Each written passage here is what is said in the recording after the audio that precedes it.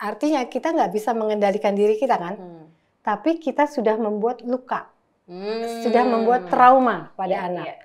Walaupun nanti kita minta maaf gitu ya, cuman kalau kita terus berulang-berulang gitu, anak juga akan bilang, minta maaf, tetep aja kayak begitu, nggak berubah.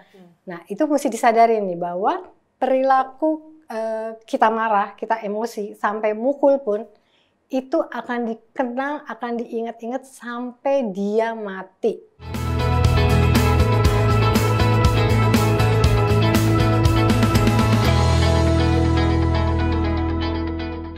Halo, saya Tantri Murdopo, inilah AMS TV Channel, Sharing is Caring. Makanya kita akan ngobrol-ngobrol di sini, sharing seputar bagaimana menjadi orang tua, kalau kemudian kita sebagai orang tua itu kan juga kadang-kadang punya emosi yang berlebihan. Marah-marah, pernah marah-marah gak sama anak? Mungkin tiba-tiba kita nangis, kita gak bisa nahan emosi kita. Nah, kita bahas bagaimana bisa mengendalikan diri dan juga seberapa batasnya kita bisa mengeluarkan emosi kita sama anak kita tercinta. Bersama dengan Dr. Ferry di sini, kita akan ngobrol-ngobrol lebih jauh lagi.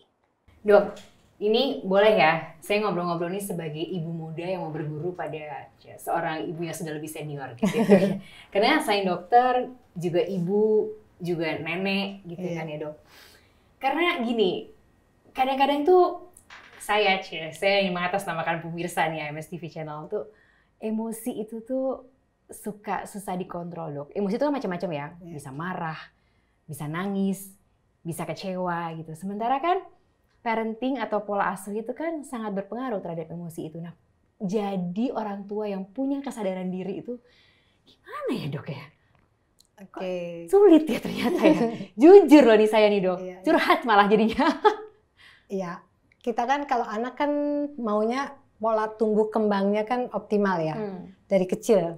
Nah itu ada beberapa pola asuh yang dianut oleh orang tua.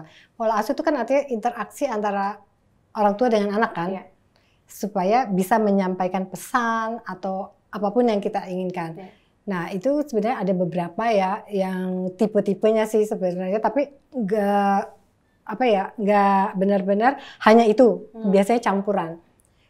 Kita baginya tuh biasanya ada pola asuh yang otoriter. Nah otoriter tuh berarti si orang tua akan memaksakan kehendaknya dia. Apapun harus dilakukan oleh anak. Itu seperti kalau pendidikan di tentara. Ya, di militer. Nah, Satu kalau komando di militer ya? Satu komando. Tapi kalau di rumah kan nggak bisa. Sementara anak tuh lagi pengen gelendotan, pengen males-malesan, pengen santai-santai. Nah itu juga bisa terjadi konflik gitu loh. Karena si anak yang masih kecil itu kan juga dia belum bisa menilai kan, apa sih urusannya gitu kan. Kadang-kadang orang tuh bilang, harus taruh sepatu lurus. Nah anak kan nggak begitu, terus marah-marah. Nah, jadi itu yang otoriter tuh ada. Terus ada juga yang permisif. Permisif tuh seperti ya aja deh, dibolehin aja, nggak ada batasannya, dibebaskan. Itu juga akan membuat si anak akhirnya manja, nggak tahu aturan.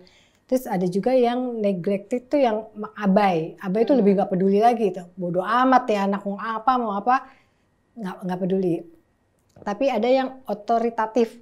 Dia tuh dia bukan otoriter, tapi dia ada batasan-batasan. Terus ada juga interaksi, ada kemauan dari orang tua yang bisa masuk ke anak. Anak juga boleh mengemukakan keinginan, pendapat. Nah itu yang disebut kayak pola asuh yang demokratif. Jadi ini yang paling ideal? Yang paling ideal itu. Yang paling otoritatif ya. Jadi dia ada batasan. Tapi anak juga boleh melakukan apa yang dia mau. Orang tua pun juga boleh tanda petik dikritik gitu ya. Sehingga dia bisa mengungkapkan apa yang ada di dalam perasaannya dia. Nah orang tua juga harus bisa mendengarkan, tidak berdasarkan gue pikir anak harus begini harus begitu, nggak boleh begini nggak boleh begitu. Nah itu kan otoriter. Tapi kan namanya orang tua juga manusia dong. Kadang-kadang nggak bisa kayak oh ya gimana, kadang-kadang waktunya tuh lagi capek gitu ya dok, kayak ini anak nih udah tahu lagi begini gitu kan, tiba-tiba kita marah gitu, ada nyeselnya sih dok gitu. Tapi kadang-kadang juga marah tuh kayak kamu nih nggak tahu gitu, kamu ini gitu. Ya gimana ya dok ya, itu emosi kan sebetulnya gitu. Tapi juga perlu kita sadarin, itu kan Artinya kita nggak bisa mengendalikan diri kita kan, tapi kita sudah membuat luka, sudah membuat trauma pada anak.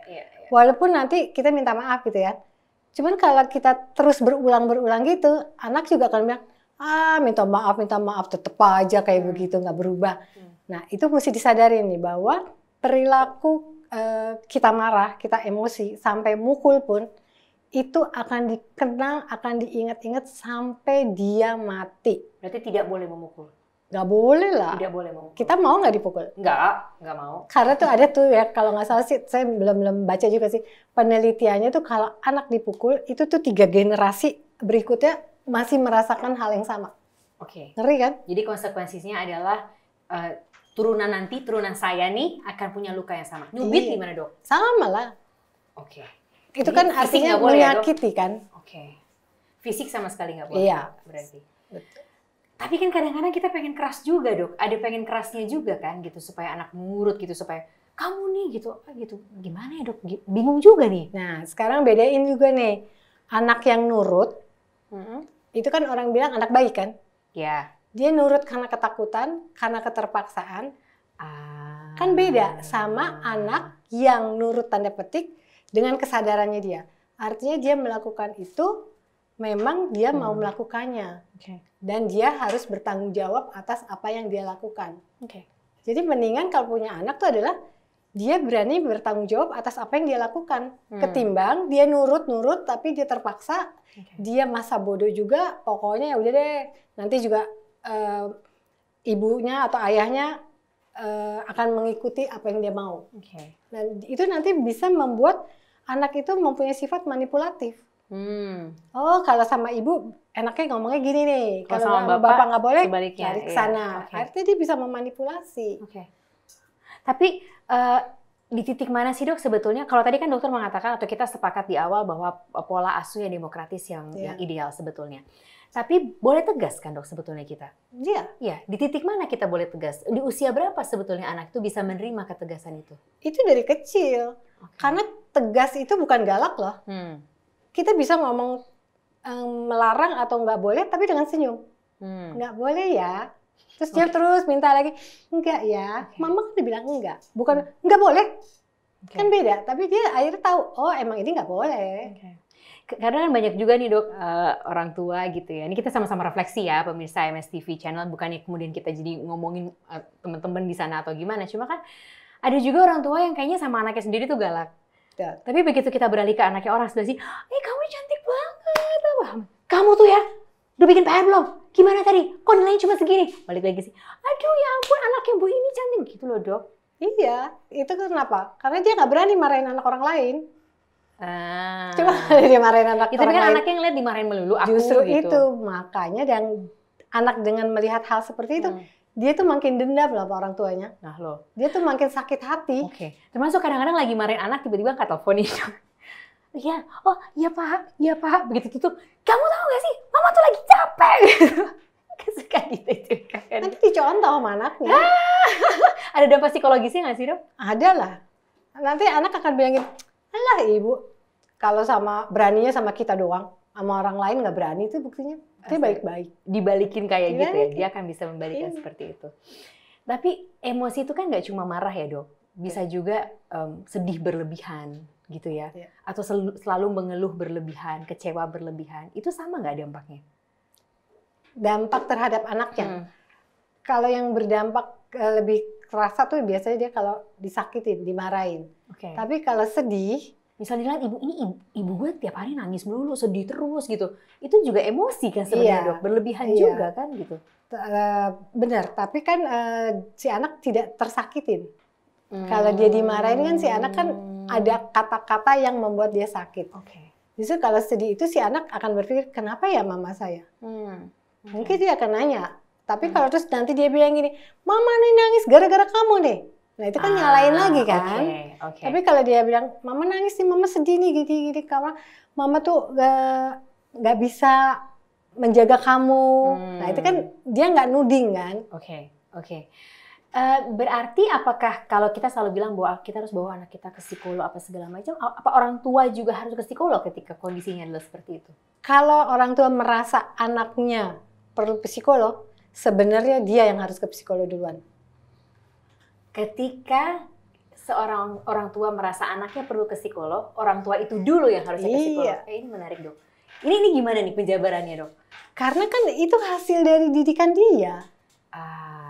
Cuman kan orang tua kan gengsi, orang tuanya kan gengsi. Enggak, gue kan baik-baik. Ini kan demi anak gitu loh. Oke. Tapi di sini selalu yang berperan tanda kutip ya dok dalam masalah emosi ini adalah selalu sosok ibu. Ya. Sosok ayah sebenarnya sama ya perannya? Sebenarnya sama. Cuman ayah itu dari kecil oleh lingkungan itu dibuat tidak bisa mengungkapkan perasaan. Karena kan dia bilang kalau laki-laki nangis, laki-laki nggak boleh nangis, cengeng. Ya kan itu kan nangis cuma perempuan. Padahal kan dua-duanya punya perasaan. Iya, boleh nangis sebetulnya. Boleh, tapi akhirnya dengan kondisi itu dipendem, direpresi gitu lah. Sehingga dia tidak bisa mengungkapkan perasaannya. Makanya kalau orang Indonesia kan ayah itu kan pelit banget dengan pujian. Iya. Ayah tuh nggak bisa hangat. Kalau di barat kan enggak kan? Iya. Sama anak itu kan dekat. Bisa pelukan. Iya, karena didikan di Indonesia di timur mungkin ya. Ayah tuh sosok yang ditinggikan. Jauh gitu ya. Jauh kayaknya di sana. Padahal si ayah pun juga punya perasaan. Gue juga ada loh perannya, kok ibu aja sih yang dipuji-puji. Dia kan juga punya peran gitu loh, tapi gak pernah diajarkan untuk diungkapkan. Jadi berarti yang pertama harus sadar diri, itu ya dok? Jalan pentingnya di situ ya? Orang tua harus sadar diri gitu ya? Kemudian apa lagi yang harus, langkah-langkah apa lagi dok? Istilahnya kalau gini, kalau kita mau diperlakukan dengan baik oleh orang lain, nah perlakukanlah orang lain itu dengan baik. Seperti yang kita mau lakukan. Termasuk sama anak. Kalau kita nggak mau dimarah-marahin sama anak, ya kita jangan marah sama anak. Kita nggak mau nggak mau dipukul, ya jangan mukul. Jadi semua refleksi adalah kalau kita melakukan sesuatu, baik tindakan maupun ucapan, refleksi dulu ke diri kita. Kira-kira nih kita mau melakukan ini menyakitkan atau enggak? Tapi kan emosi kan nggak bisa. Kita taunya dia marah itu setelah terjadi kan? Iya. Nah, cuman kita harus sadar, oh kalau begini tuh ternyata dampaknya seperti ini loh. Tapi anak bisa nggak sih dok diajak komunikasi? Maksudnya kalau mama lagi marah gitu, boleh nggak kamu nyingkir dulu? Bisa. Boleh kan komunikasi kayak gitu dok? Justru kalau mami kita lagi emosi begini, sebentar ya. Tuh ya, gitu. mama lagi dalam keadaan seperti ini. Mama mau sendiri dulu. Jadi kita nyingkir kan ke kamar. Kita marah-marah kak, kita menangis kak. Tapi setelah itu reda kan, baru kita ngomong sama dia. Itu akan lebih baik ketimbang kita nggak bisa menahan diri. Yang keluar adalah bentuk kemarahan. Nah itu membuat trauma. Termasuk orang tua marah di depan anak? Iya. Itu ada trauma tersendiri? Ada. Berarti nggak boleh sama sekali? Suasana di rumah akan menjadi tidak enak. Orang kalau bilang gini, saya nggak pernah lu berantem di depan anak. Itu yang namanya mau berantem di ruangan kedap suara, nggak kedengeran, tapi tetap bisa dirasain oleh anak. Karena auranya itu akan nyampe, diem-dieman, terus bahasa tubuh, itu anak tuh nangkep. Apalagi anak kecil. Iya. Ya itu kan bikinan kita berdua ya, bapak dan ibunya. Pasti kan rasanya nyampe energinya sampai ke anak-anak. Jadi kalau bisa tidak berantem sama sekali di hadapan anak. Keluar dari rumah. Kalaupun berantem ya, nanti kita bisa menjelaskan sama anak. Mama nih pada itu adalah nggak bisa tahan emosi lah. Jadi anak tuh juga harus tahu bahwa hidup tuh tidak mulus gitu kan. Ada kalanya bentrokan lah antara papa dan mama. Itu adalah hal yang manusiawi, tapi akibatnya sebenarnya bisa terjadi gini. Itu di usia berapa dok aku bisa ngomong gitu? Mungkin lagi remaja kali ya. Dari sebenarnya anak-anak SD pun udah bisa loh diajakin ngomong gitu. Tapi should we say minta maaf? Apakah kita sebagai orang harus minta maaf? Iya. Nggak boleh pelit minta maaf kan? Nggak boleh. Ketika ada hal yang terlihat tidak ideal di depan anak gitu, ketika tiba-tiba misal kelontar marah atau apa, jadi kita sadar bahwa itu tidak baik, kita minta maaf. Berarti catatan pentingnya gimana dok? Apa yang menjadi notes hari ini untuk pemirsa HMS TV Channel? Kalau kita sebagai orang tua ya, anak itu kan tadi dibilang titipan Tuhan.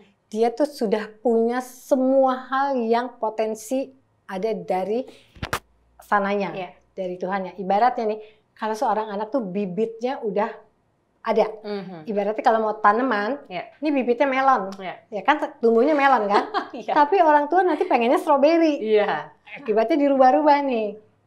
Tapi kita sebagai orang tua tuh fungsinya adalah seperti tukang kebun, membuat lahan yang subur, memberi pupuk, nyiramin, membuang daun-daun yang kering, terus kena matahari supaya dia tumbuh dengan sendirinya.